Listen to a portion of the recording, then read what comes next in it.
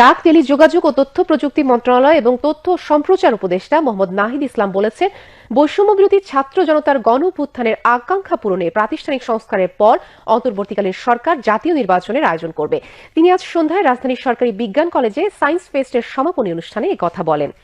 জুলাই আগস্টের ছাত্র জনতার বিপ্লবকে প্রশ্নবিদ্ধ করতে নানা ষড়যন্ত্র করে ছাত্রদের বিতর্কিত করার চেষ্টা অব্যাহত রয়েছে উল্লেখ করে তথ্য উপদেষ্টা বলেন, গণঅভ্যুত্থানের চেতনা বাস্তবায়নের লক্ষ্যে দেশ পরিচালনা করছে অন্তর্বর্তী সরকার।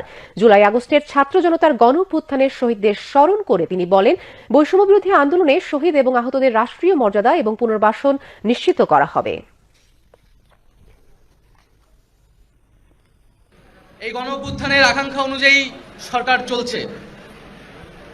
সরকারের যে প্রায়োরিটিগুলো আমরা বারবার বলেছি, যে প্রথমত আমরা এই শহীদ এবং এই আহতদেরকে সেই মর্যাদা এবং রাষ্ট্রীয় সুযোগ সুবিধা এবং পুনর্বাসন নিশ্চিত করব।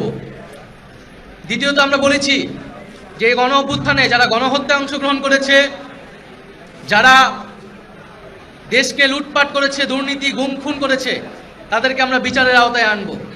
আমরা চাই যে সেই প্রাতিষ্ঠানিক সংস্কারগুলো আমরা করব এবং এরপরেই আমরা যে গণতান্ত্রিক রূপান্তর, সেই নির্বাচনের দিকে যাব।